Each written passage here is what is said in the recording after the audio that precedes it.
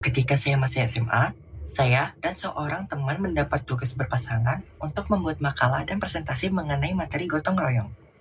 Kami sudah menyepakati pembagian tugas. Saya mengerjakan makalah, sedangkan teman saya membuat PowerPoint untuk presentasi. Namun, terjadi kesalahpahaman. Tanpa sepengetahuan saya, teman saya membuat ulang materi dalam bentuk dokumen Word, bukan PowerPoint, dan baru mengirimkannya menit-menit sebelum presentasi. Akibatnya, pada hari H, kami tidak memiliki media visual sama sekali. Meskipun situasinya tidak ideal, saya tetap memutuskan untuk menjalankan presentasi sebaik mungkin. Karena saya yang menyusun makalah, saya mengambil alih seluruh penjelasan. Saya menggunakan papan tulis untuk menulis poin-poin penting, menjelaskan setiap bagian secara runtut, dan berusaha untuk tetap tenang. Saya juga sesekali berinteraksi dengan teman-teman kelas, agar suasana kelas tidak tegang.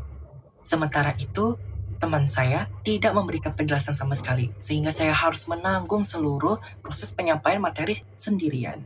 Setelah presentasi selesai, guru menegur kami karena kami dianggap tidak bekerja sama dengan baik. Rasa malu dan tegang sempat saya rasakan, tetapi guru juga mengapresiasi kemampuan saya menjelaskan materi tanpa bantuan PowerPoint, dan menilai saya cukup menguasai topik yang disampaikan. Dari pengalaman ini, saya belajar bahwa komunikasi yang jelas dalam kerjasama sangat penting untuk menghindari kesalahpahaman. Saya juga menyadari bahwa kemampuan berimprovisasi dan menguasai materi sangat dibutuhkan untuk menghadapi situasi tak terduga. Pengalaman ini menjadi pelajaran berharga bagi saya untuk selalu memastikan koordinasi yang baik dengan rekan kerja dan tetap siap tampil dalam kondisi apapun. Pada awal tahun ajaran baru di sekolah saya, organisasi yang saya ikuti sedang memasuki periode kepengurusan baru. Saat itu, saya terpilih menjadi ketua bidang kaderisasi, posisi yang sudah lama saya impikan sejak awal bergabung organisasi. Namun, di saat bersamaan, saya menghadapi tantangan yang besar. Orang tua saya meminta saya untuk berhenti aktif di organisasi karena sudah naik ke kelas 12 dan harus fokus penuh pada persiapan masuk perguruan tinggi negeri.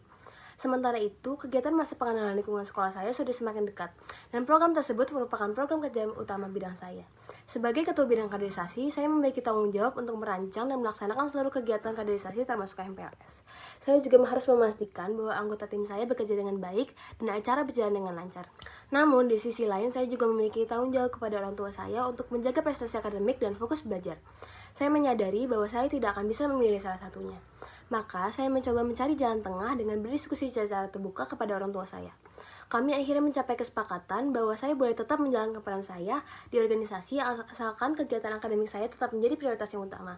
Saya pun membuat jadwal belajar dan organisasi yang lebih teratur, membatasi waktu rapat di luar jam sekolah, serta mendelegasikan beberapa tugas teknis kepada anggota tim agar pekerjaan tetap berjalan efektif tanpa mengganggu belajar saya.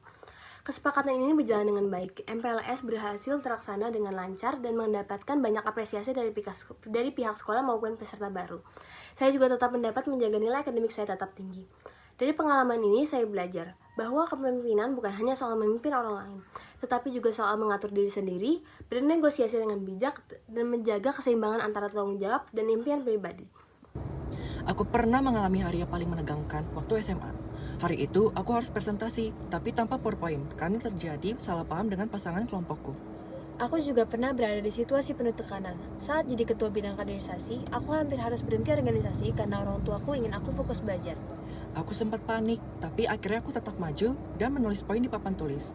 Aku belajar bahwa kadang yang penting bukan tampil sempurna, tapi berani mencoba. Aku juga belajar hal yang sama. Aku bernegosiasi dengan orang tua dan mengatur waktu agar bisa tetap menjalankan tanggung jawab. Aku sadar memimpin juga berarti bisa mengatur diri sendiri. Dari kejadian itu, aku belajar untuk tenang dan percaya kepada kemampuan diriku. Dan aku belajar bahwa keseimbangan itu kunci antara tugas, mimpi, dan harapan orang lain. Dua pengalaman berbeda tapi mengerjakan hal yang sama. Tentang keberanian di tengah tekanan, tentang tanggung jawab dan ketenangan. bahwa kita tumbuh bukan saat semuanya mudah, tapi saat kita mampu tetap berdiri dan mencoba lagi.